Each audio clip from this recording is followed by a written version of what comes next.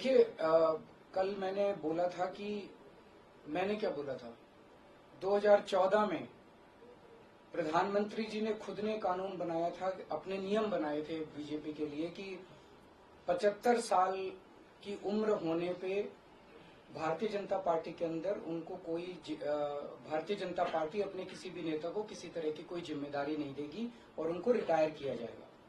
उस नियम के आधार पे आडवाणी जी को रिटायर किया गया, मुरली मनोहर जोशी जी को रिटायर किया गया, सुमित्रा महाजन जी को रिटायर किया गया, यशवंत सिन्हा जी को रिटायर किया गया, रीता बहुगुणा जोशी जी को रिटायर किया गया, संतोष गंगवार जी को कई लोगों को रिटायर किया गया, यशवंत सिन्हा जी को रिटायर किया गया।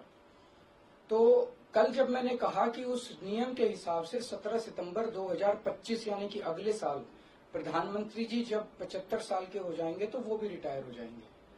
जब मैंने ऐसे कहा तो कल मैंने देखा कि बीजेपी के बहुत सारे नेताओं ने ये कहा कि वो नियम 75 साल वाला मोदी जी के ऊपर लागू नहीं होता।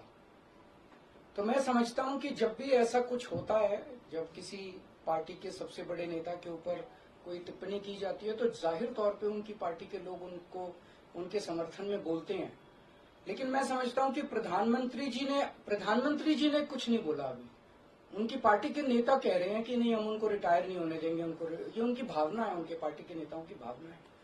प्रधानमंत्री जी ने जो नियम बनाया जिसके तहत आडवाणी जी को रिटायर किया गया, मैं समझता हूं कि प्रधानमंत्री जी किसी भी हालत में उस नियम को अपने ऊपर लागू होने से नहीं रोकेंगे। वो ऐसा नहीं करेंगे कि उस जिस नियम में आडवाणी जी रिटायर हुए मैं उस नियम पे अपने ऊपर नहीं, या तो प्रधानमंत्री जी कह दें कि वो नियम अब मेरे ऊपर लागू नहीं होगा, आडवाणी जी के लिए बनाया था वो, या तो वो कह दें। लेकिन मैं नहीं समझता कि प्रधानमंत्री जी ऐसा कहेंगे। तो जाहिर तौर पे बाकी नेता सारे सपोर्ट कर रहे हैं उनको, लेकिन प्रधानमंत्री जी तो रिटायर होंगे। वो ऐसा मेरी गुजारिश ये है कि प्रधानमंत्री जी ये बता दें कि उनका सक्सेसर कौन होगा, नहीं तो आपस में मारकाट मचेगी उनके अंदर।